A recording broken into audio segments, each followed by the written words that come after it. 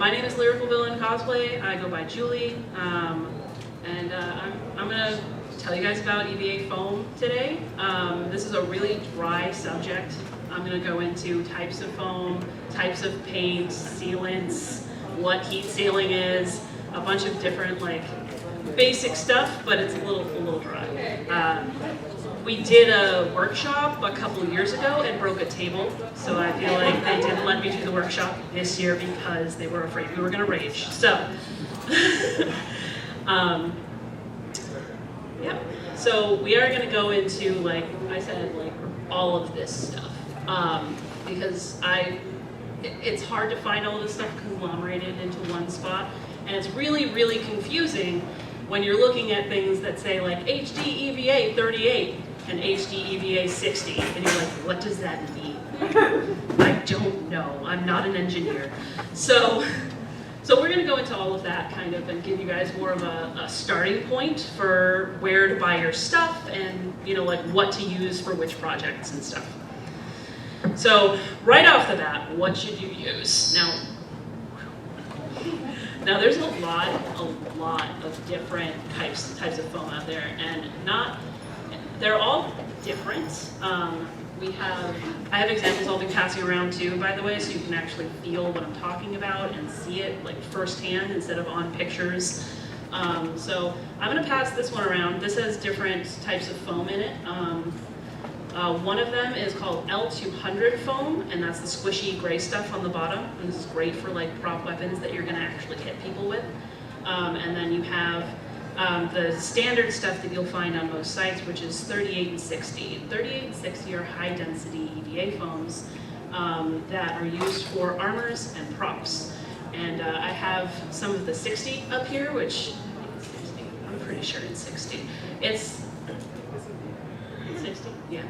So 60 is really thick and really hard to bend. So this is your good stuff for prop weapons that you're not going to hit people with. Don't hit people with that. You also can use craft foams that you can find in like Michaels. They actually do have cosplay lines of foam now. They're the squishier 38. That's what 38 means, is it's a little less dense than your 60s. Your 60s you can primarily get online.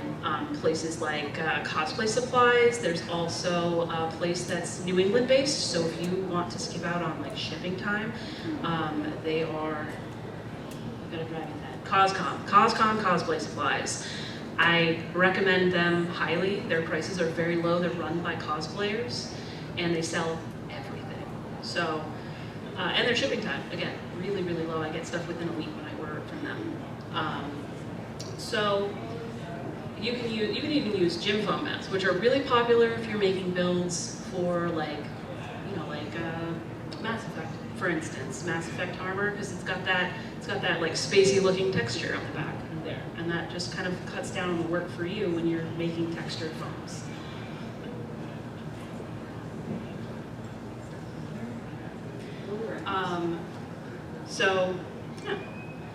All of this information, by the way, I have on my website. I have a bunch of links and resources that you guys can use to find these stores and materials and stuff.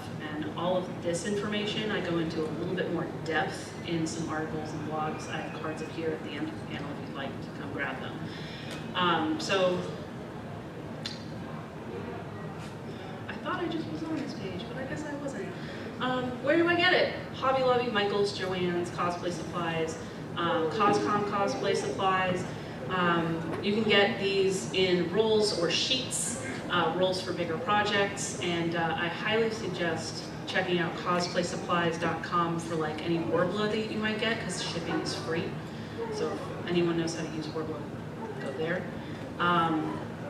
You can even get some stuff on Amazon.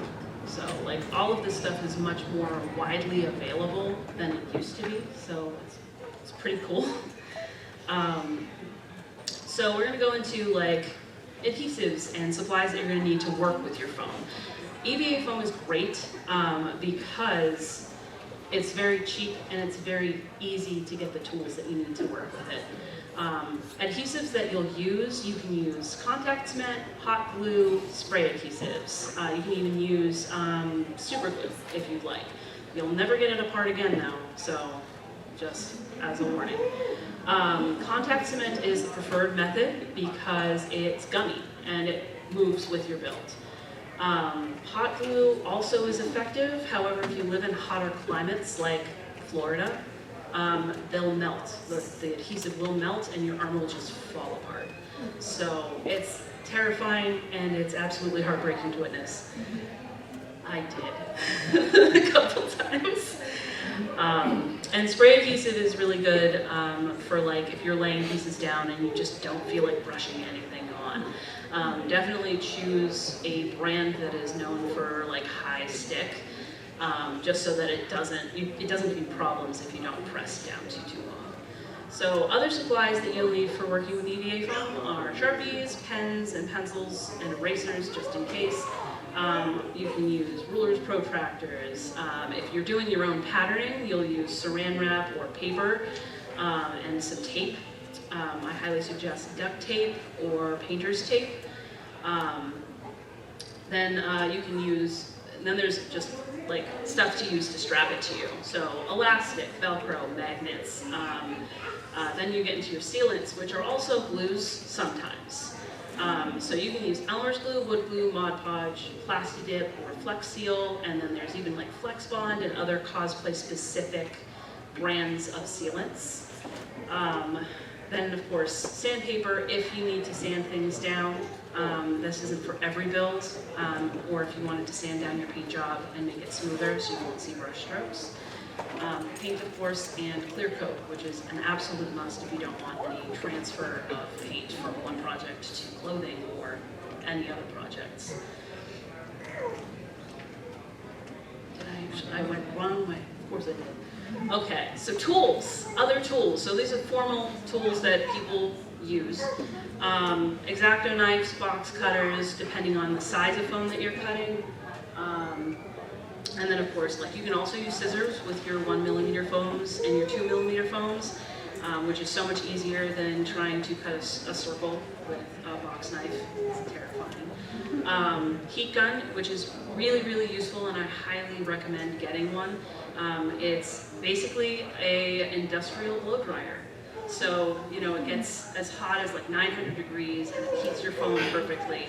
You can also use a hair dryer, but that doesn't work necessarily as well with thicker foams. Hot glue gun, if that's how you're going to attach everything. Disposable paintbrushes, if you're using a brush-on sealant. Then soldering iron or a hot knife, which is optional, but this is really helpful for engraving details in your foam, and even sometimes undercutting, which is kind of an advanced technique. But I have an example that I'll hand around later of showing you how that helps with building. And then a Dremel, which is also not necessary, but it can help when you're beveling edges or you need to like smooth out a seam and all of that good stuff. That's a little bit more expensive, and that's why it's kind of optional. Safety, paramount when working with EVA foam. There's a lot of fumes involved in this process. You're going to want to be outside. If you're not outside, you're going to want a ventilator. I also recommend using eye pro or eye shielding.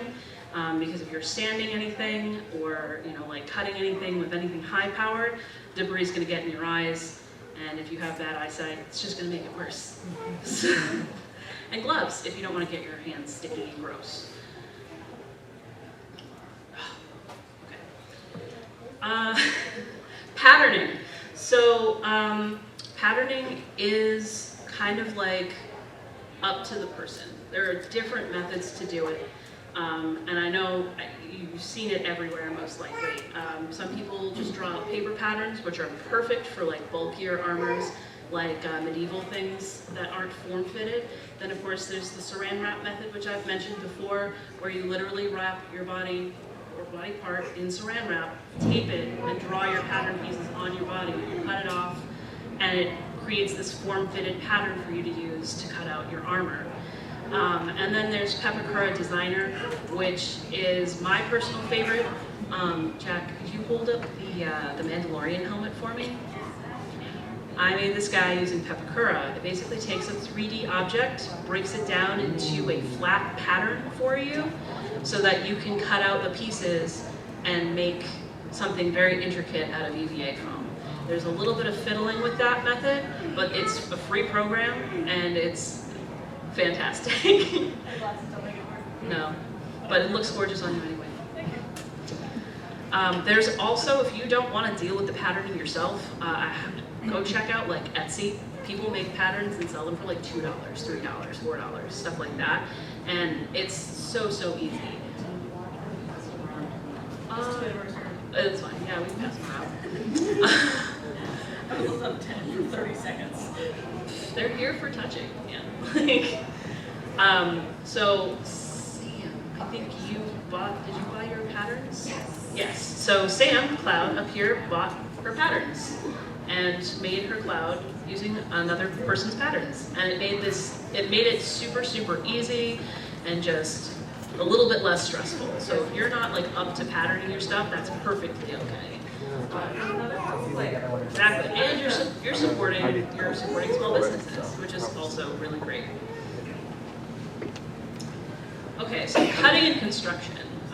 When you're cutting your patterns, usually what I like to do is I like to mark it with either a pencil, because it's got the graphite has a shine to it, so it's easier for you to see on like blacks and whites.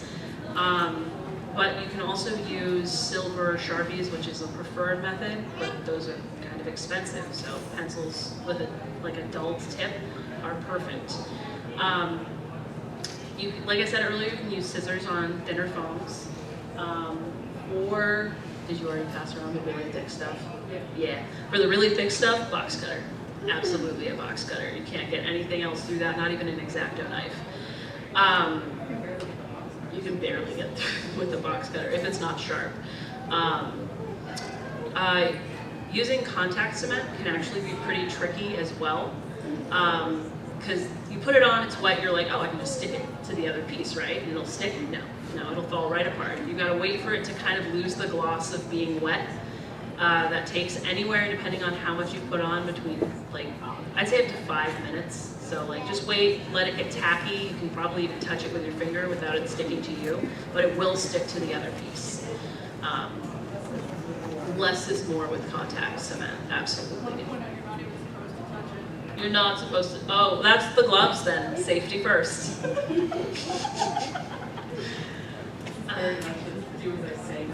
It is a very much do as I say, not as I do, yes. All right, so. I mean, you have to understand, she messed up her name not using a step ladder to put something in. So. This isn't about my name. Okay. All right. Initial detailing materials and techniques. So when you're detailing your foam builds, a lot of people like to do indents and stuff, like so engraved details. I don't think I have anything up there that has engraved details, do I? Oh, I do. I have it right here. Yeah. Oh, you can use that too? Okay, so Sam's gonna pass around one of her pieces. No, that's EVA foam clay. So I appreciate you. So Sam's gonna pass around one of her battle damaged cuffs, and basically what she did was she gouged lines in to look like battle damage. You can do this with a pencil if you want. You can use a knife before you've heat sealed your foam. Heat sealing will also expand any marks that you put into it. So if you cut a line in there, it'll expand it out to be like 2 to 3 times the size that it was when you cut it in there, depending on the type of foam. L200 is terrible for this. The 38 and 60 foams are much better for it. They hold the details better. I like to use a soldering iron, like a very thin tip for some of my engraved details, because it just does it really nicely, and it heats it all at once, and then I can heat later. You can do this before you've heat sealed, you can do it after you've heat sealed. It really is up to you what you like from the process. Anything that you do afterwards though, like, here's the difficult part about it, and this is a lot of trial and error, and I've screwed up so many times, so that's why like I know all of this stuff. You should heat seal before some detailing, and detail after you've sealed if you're sealing with a rubber-based sealant. So anything that could expand or contract and not keep its shape, so anything plastic or delicate, like let's say you use hot glue to do a filigree. Anything like that you should do after you've heat sealed, and but before you've sealed, and you should use not a rubber sealant for any of that. Because I've used a rubber sealant with googly eyes for studs, and that didn't turn out so good. The rubber and the sealant actually will kind of distort your build a little bit, and then it'll reform where it was, but not if it's plastic. So those rivets look very battle-worn, which is great, but not what I wanted. So it's very much like what you're using, how you're using it, and like what part of the process. It's a malleable process, which is why it's so confusing and intimidating. But yeah, engraved details, like I said, before or after, those are my favorites. I love them. EVA foam clay, by the way, is great for filigree and like other detailing as well, but be very careful if you use that and heat seal, because it will bubble up and deform itself and not reform like it's supposed to. Which is very sad, and that was a very sad thing to find out. But okay, so we've talked a lot about heat forming and heat sealing, but what is it? Yes, we'll go ahead and pass this around. So heat sealing basically is just making the pores in your EVA foam smaller. So when you paint, you're using less paint, you're using less sealant, because it's not absorbing into the foam as much as it would if it wasn't sealed. I'm passing around a detail so you can actually see the difference between heat sealed and unheat sealed, and I actually have these two as well with the sealant over top of those, so those can go around as well. On the back are written, yeah. I did them forever ago, found them, and was like, no, I don't know where my label maker went, so this is going to look really hodgepodge. So heat sealing you can also do while you're heat forming a piece. So EVA foam is incredibly malleable. We've all seen pieces like, I don't know, somebody up there.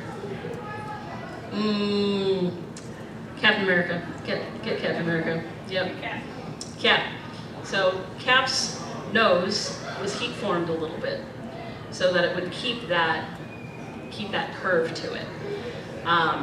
You can also, while you're heat forming and heat sealing, do a little bit of texturing. Yes, all of these can be passed around. No, I thought that maybe there was something. Oh, yeah, I'm talking about him right now. Yeah. So on Captain America, on his little ear flaps, I used tin foil to press into the heated foam, and it gave it a leathery texture. They can't see that from there. They're gonna. Okay. It's a free country. So heat forming and heat sealing is like a very good thing to do. So if you have the ability to do it, I highly suggest, and it will absolutely help in the end, in the long run, with your build. Okay, sealants and sealing for painting. So there are so many sealants that you can use, and it's such a wide range that it can fit any budget. Your sealants are also incredibly important for your paint job. So if you use a brush-on sealant, there are some flexible ones and some inflexible ones. And some of the ones that I've got going around, there's a Plasti Dip and a Mod Podge. And you'll notice that the Mod Podge is cracked. You go ahead and flex both of those around and see how they react to being bent around. But Mod Podge is very much a stiffener, whereas Plasti Dip, Flex Seal, Flex Bond even, are very flexible. And one of the props I've made that I used Flex Bond on is this knife here. And your paint job is only as flexible as your sealant. I can literally do this to this guy, and there's no cracks, it just comes back. So he was packed in a box actually, so he was like this, like last week. And I had a little heart attack, and then I remembered what I used on him. So we were gonna pass him around too, and you can play with him. So it's very, very, Flex Bond is probably one of the cheaper options for flexible, and it's great during the winter because you can't spray Plasti Dip or Flex Seal during the winter. They're very temperature sensitive. So you're kind of limited during the winter if you're doing a build to your brush-ons. So Flex Bond, I swear by it. It's fantastic. Mod Podge is also really great if you're not going to be moving it. So like any one of those helmets up there, you can use Mod Podge on because it's not really supposed to, move. That guy. I actually think I used Blasted Dip on him, but I didn't do it. that guy, yeah. So Loki, I'm pretty sure I used Mod Podge on Loki. Yes, so sealants, very, very important. And like, there's again a wide range, and you can shop around for different pricing on all of this. Most of the stuff you can find online. Again, cosplaysupply.com, Coscom, Cosplay Supplies, everything. They even have their own brand of Flex Bond, and it's cheaper than Flex Bond itself. So, just saying.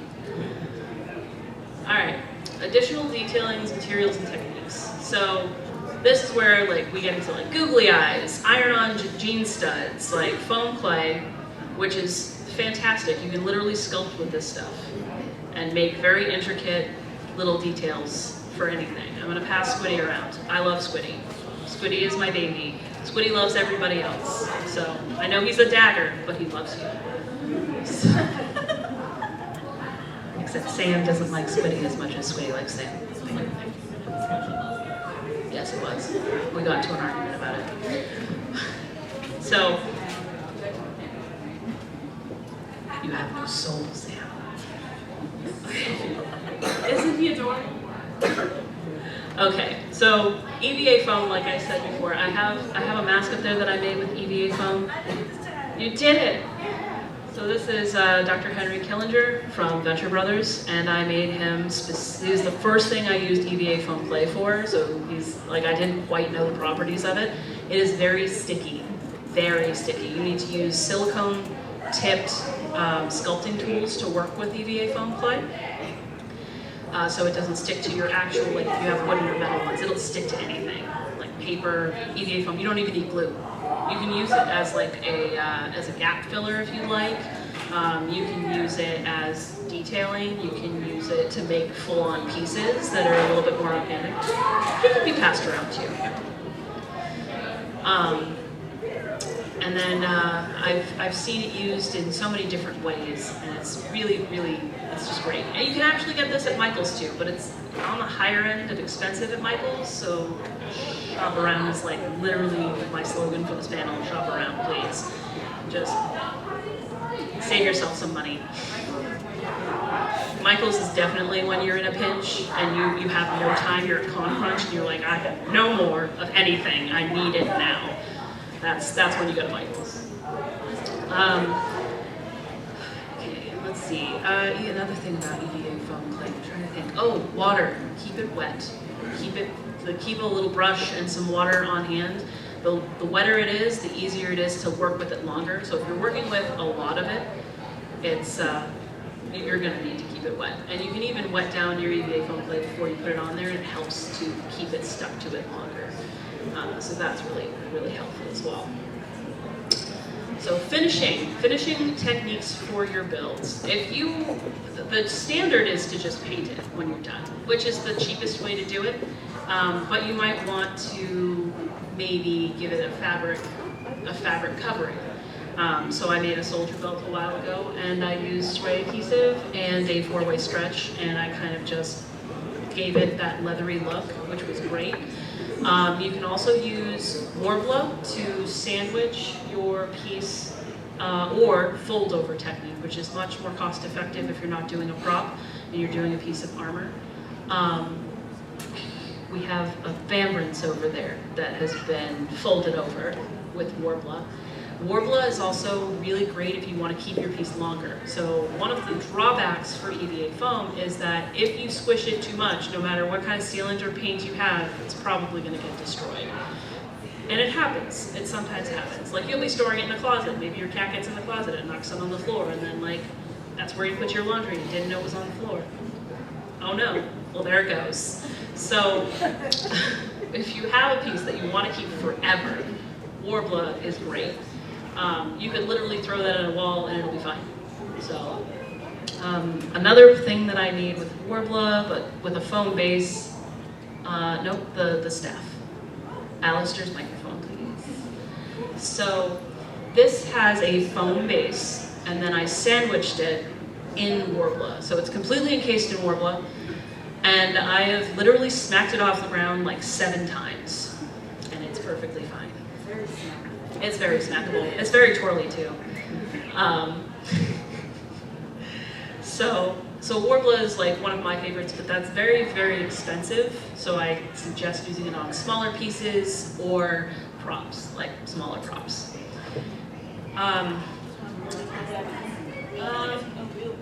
It is a little unwieldy, unfortunately. I'm afraid somebody might smack somebody else, and it might hurt somebody. You guys aren't getting before them. There's also techniques you can use with painting, like airbrushing, spray paints, and rub and buff is also a great way of getting a metallic tinge to your builds. It's basically a wax waterproof coating, and it's metallic. It comes in like different kinds of golds, bronze, silvers, stuff like that. It works really, really well. And a little goes a long way with that too. I will say, be very careful about the kinds of spray paints you use, because spray paints, no matter what kind of sealant you have, some of them can be a little crunchy. So they will crunch where your sealant will not. I actually have, we are going to pass around all three. We've got 3 different little samples of different kinds of paints with different kinds of sealants to kind of show you guys what I'm talking about. And go ahead and like scrunch these around if you want. They're meant to break. They're meant to break and fold and crunch and all of that good stuff. So have at it. Have some fun with that. I always like destroying things too. What? Somebody said destroy. Yes, this was destroyed. It was me. It was beautiful. I needed that. So yes, your paints matter too. Acrylics are generally pretty flexible. Spray paints can be a little crunchy, but there is a kind of spray paint that's a little bit more on the flexible side. I can't remember. Liquitex. It's expensive though. Fabric paints also work, and those are meant to be flexible. What was the other one? Oh, and there is also a cosplay-specific brand of paint at Michael's called, I think it's called literally FX paint. It's about $5 for a little tiny can, which isn't bad in the scheme of paints. It is made to be flexible. It's what Squiddy is painted with. It's what that other dagger was painted with. It works really, really well. But metallics in, I don't know, like the apple tree, the little apple kind of acrylic that you can get at Walmart, those are just as flexible. So it's really just they slapped a fancy label on it and it's got a little bit more flexibility, but it's whatever you get your hands on, whatever is good for your budget. Attaching your armor. This is like a mystery, especially for video game characters, where everything seems to just kind of float. It does all the time. So I love using Velcro and magnets. They're my favorites. Literally, you can do anything with Velcro and magnets. Industrial strength Velcro especially is great for like large things like a pauldron, say. You can also get these teeny tiny little magnets that are like earth magnets and they're super strong. Those work really well, but they're kind of a pain in the butt to glue to stuff. You have to either glue it or sew it into a pocket, or it's a little bit more complex. You can also have had those magnets come out of the pocket before. Yes. Because they're like nothing can stop me. I have magnetic attraction to that piece of armor, and nothing will stop me. That's literally the attitude of the magnets too. So they can go horribly wrong sometimes. Well, I feel like it's not like magic when you have it. It's true.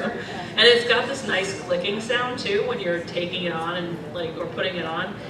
So it clicks in and you're like, yes, I'm ready for battle. So another technique is it's on that Famrits that's I think still going around, and that is elastic bands, which do sometimes come in different colors. So if you wanted it to kind of blend in more with your build or whatever's underneath your build, you can even get white and dye it, which is great. It's a little extra step, probably not necessary. I'm a little crazy. And then of course there's like, for like bigger builds like Halo armor and like Mandalorian stuff that can typically be done. It's more Halo armor and like Iron Man, you know, those full body like no gap suits. People tend to use straps like that webbing strapping stuff that you see in backpacks and like book bags and stuff like that. They'll use that and a bunch of straps and clips and stuff like that. It's very intricate. I've looked at it exactly once and wanted to cry. And someday I will be crazy enough to actually, oh God, with Squiddy? The betrayal. Get back to your corner. Squiddy loves you, he wants to be with you. Yeah, not like that. God. Yeah, it was justified in that Squiddy. It wasn't Squiddy that betrayed me. Same. Elder Tor. He doesn't need this. Zippers, too, I've seen that people use for like full-on around your wrist vambrances or like leg builds and stuff like that. I've seen people use hidden zippers to just zip it completely up, which is awesome. I've never managed it myself, but it looks awesome. And it's super low maintenance and it works really well. And with that, we've come to the end of the panel and to the questions portion. So if you guys have any questions, do you have anything you want to see passed around? Oh, God. Why? Yes, fantastic. This is Bodok. I made him a puppet. Just he's so much fun. All right, I see a question up here in front. I want to see you get stabbed by Squiddy. You already saw me get stabbed by Squiddy. Do it again. No. Okay, any questions that aren't me getting stabbed by Squiddy? So back to the play. Yeah. And I missed something. I wanted to when you were talking about So yeah, the just shut up there. play, you mentioned something about Bill's here. Oh, yes. silicone or something, and I missed what the last bit. Silicone tipped sculpting tools. These are, yes, they're very, very inexpensive. You can get them at Michael's. And they're a lifesaver when you're working with EVA foam clay. They are meant to be used for clay, but they are very good with EVA foam clay. And you can also use them with different types of thermoplastics that are stickier. So there's like Wonderflex Pro, which is like bubble gum, and same with Vibra. They're great for like high detail pieces that you want to cover, but literally bubble gum. It's terrifying. It'll come with your skin. You're like, oh God, please leave me alone. I just want to love you. So, all right, yes. I'm working on a project where I'm trying to make a prosthetic arm. That's awesome. And I'm trying to attach it to like a long black rubber board. It's like satin. What would you recommend fitting EVA clay and EVA foam? EVA clay and foam. So I would recommend building it around, definitely around the glove, but to attach it to the glove, I would use probably Velcro would be your best bet. So you can, yeah. So I'll have, when Sam is done, I'll have her show you how she put her pauldron on, so you can kind of see what I'm talking about with the Velcro. I think what I'm going to do is I'm going to do the bracket. I'll like wrap my arm for a. Saran wrap? Yes. Yep, So perfect. my arm kind of face. Oh God, yeah, and it works super, super well for like form-fitted stuff like that. Yes. So I did it on the back. Oh. So I had them help me out. I'm sorry, I would get up. Check on my arm. And then just pin on each side for three. There's a neck from here. yes. So I've tried, like I've heated up pieces, but they don't stay bent. I tried cooling them down and they just come back. So do you have a recommendation? Usually when I heat seal and heat form something that's got a very extreme curve, use tape to hold it in the shape that you want it to be in, and then wait for it to cool before you remove the tape. So that generally helps, or if you have a shape that you're forming it around, you can press it to it until it's done cooling, and that usually helps as well. So it depends. Okay, so one thing you gotta watch out for when using tape, thank you for reminding me, is it actually will release if you heat it for too long. So duct tape or Scotch tape, like not the clear stuff, but like the white masking tape kind of a thing, that works really well. And you can also heat it in increments, so that way it'll keep the form, and then you can finish heat sealing it after it's been formed a little bit gently. So, yes. I'm very new to EVA foam crafting, so what exactly do you use to do the heat sealing?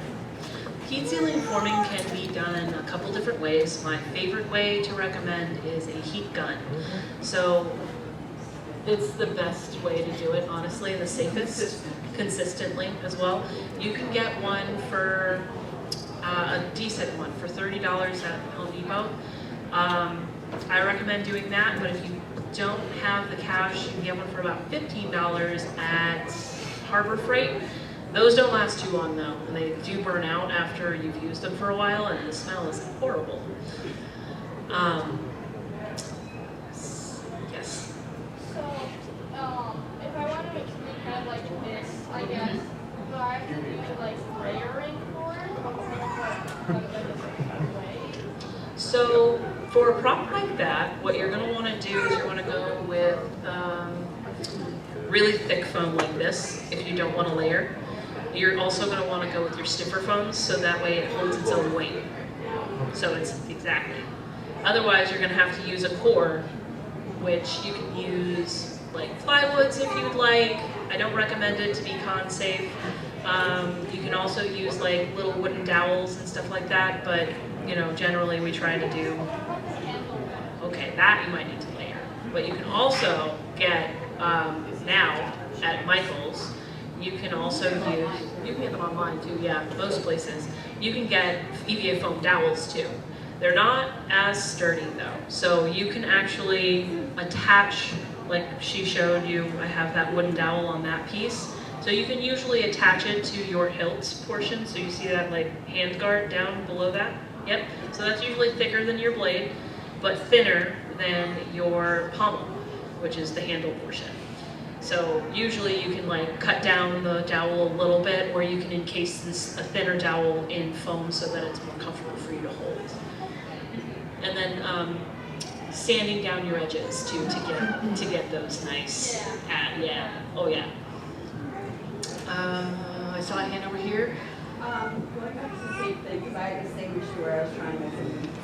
So you tape it down before you start to heat it? Yes. Okay. I like to tape it beforehand, and then of course cuss it out when it decides to let go, and then tape it down again.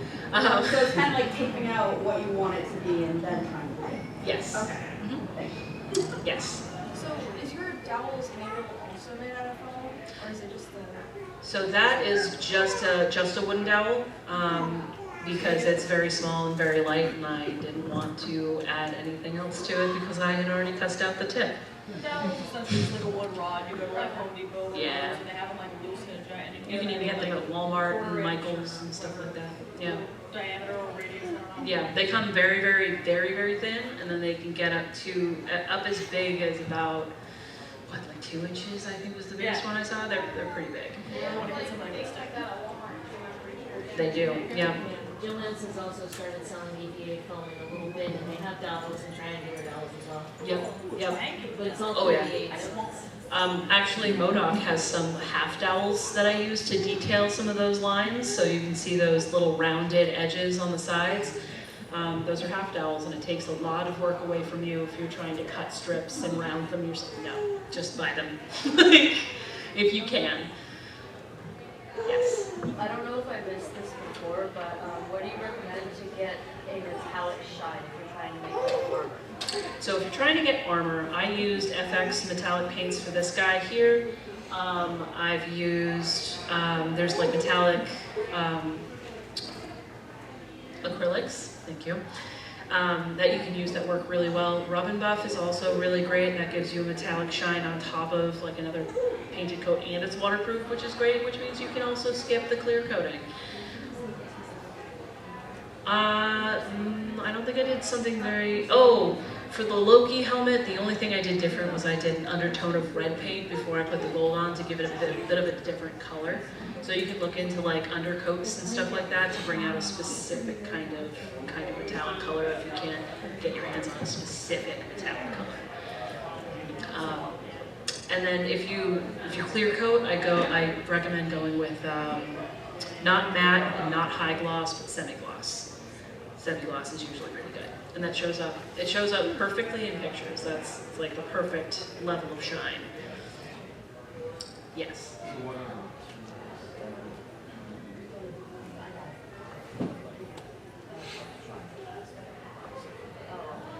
Oh, yeah, the Mandalorian visor.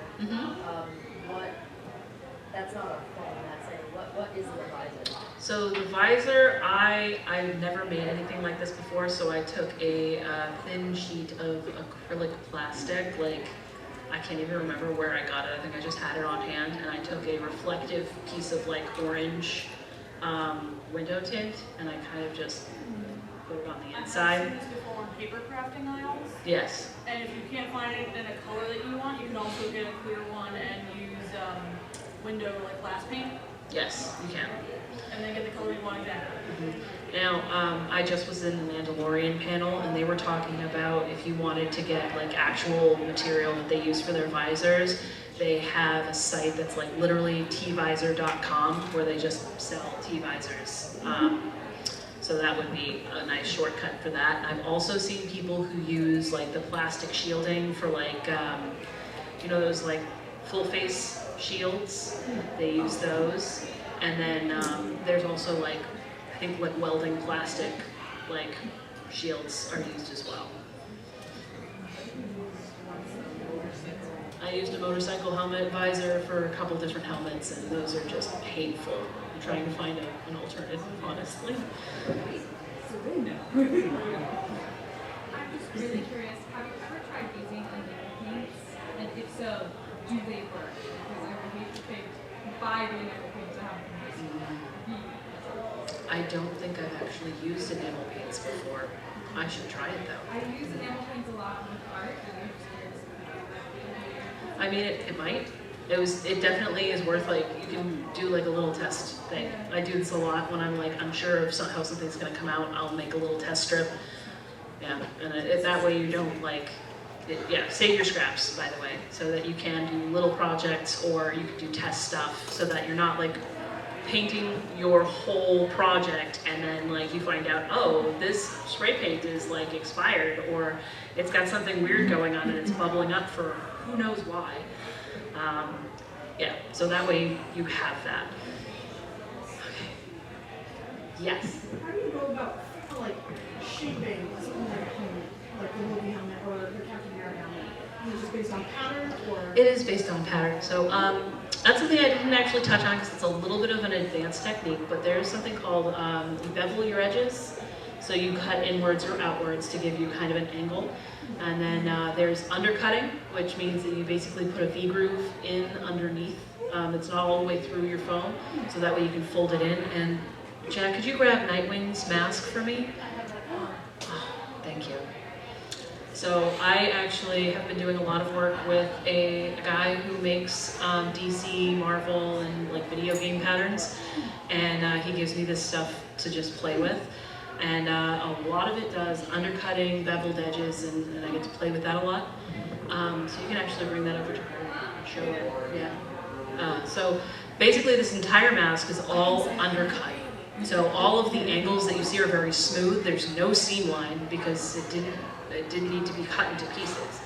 And you basically just pinch your edges together when you glue it down, and you have this lovely 45, 90 degree angle that no seam line. It's amazing.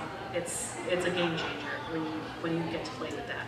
You can go ahead and pass that actually around if you'd like, and people can see that. Like, folding it to your head, is that part of the pattern or? So you actually don't need to with that, but one of the things that I've seen people do with masks in particular, especially like eye masks, is they'll take a sheet of thermoplastic and then they'll put a layer of EVA foam over it, and then they'll use the thermoplastic to heat form it specifically to their face.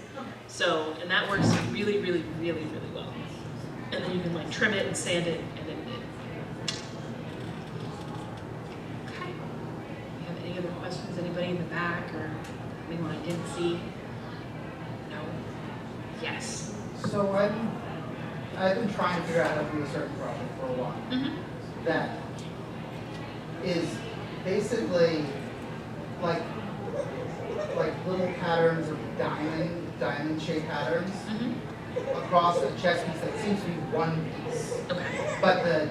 But each of the little diamonds like sticks out a little bit. There's like a cut. And the first time I tried doing it with a knife and heating it, and I tried it with a wood burning thing. So neither one really worked really well. And I don't know if I did it badly or what. So are you saying like so the diamond pattern, is it like quilting almost? So you've got kind of like a picture. This is not quite.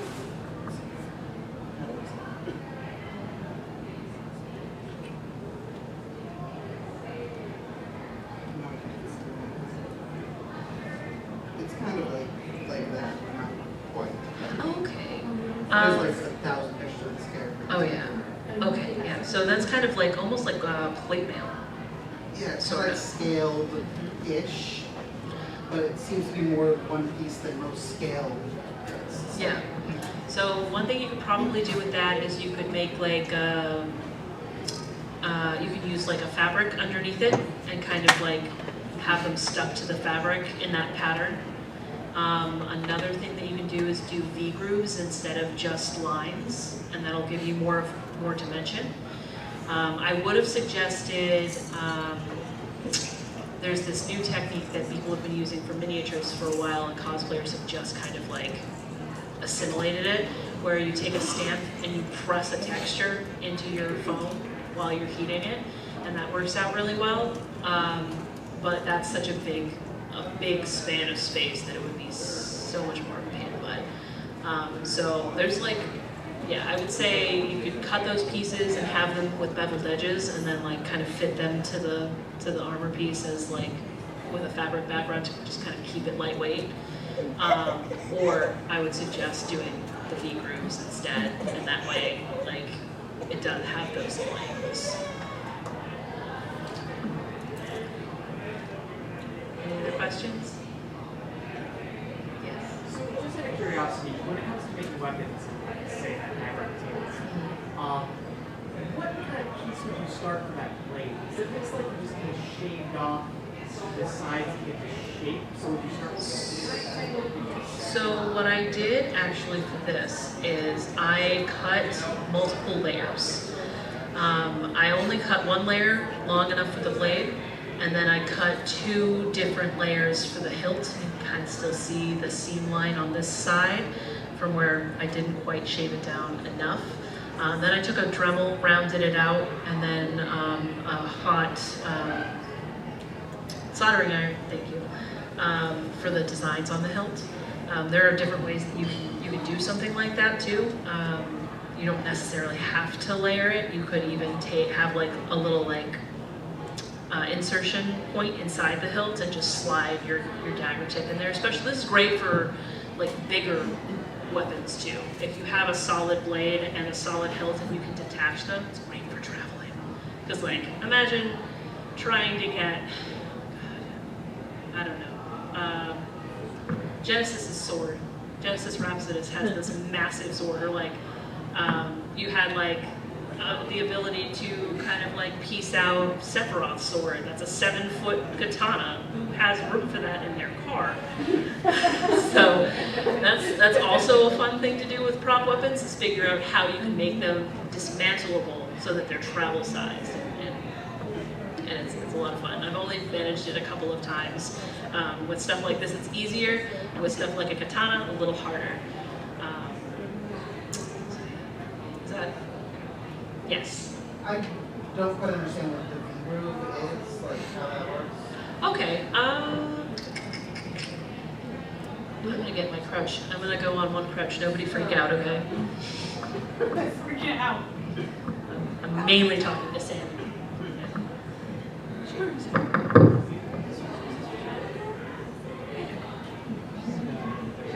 in this mode, she's not gonna let us out. Oh, there's a cord there. Why have you done this to me? I don't know. You know how I hate this. I have anxiety.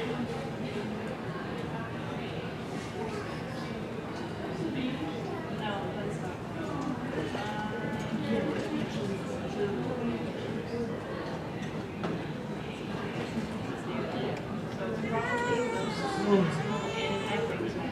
right here. Actually, I think they now understand it better. Perfect. All right. So Nightwing is such a hero, right? when I'm talking about like knee grooves and stuff like that, I'm talking about like cutting literally like this, like a wedge into your phone. You don't want to cut all the way in for something like this.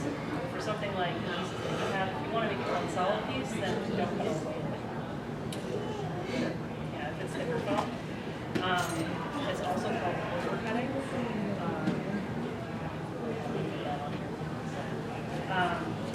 But yeah, you can do it the opposite way. Yeah.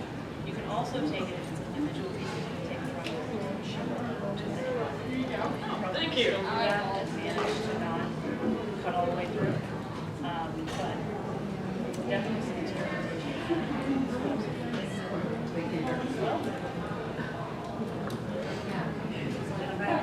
You got your mic.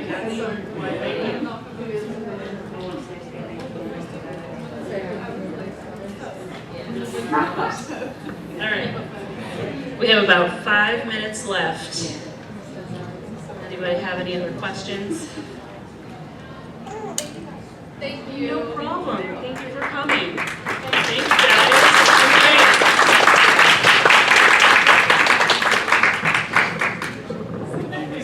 She won't do it. Okay, since she won't do it, if you want to see her stuff, with business cards here, she has a blog where she has a lot of information. She gives out for free. She's a crazy person.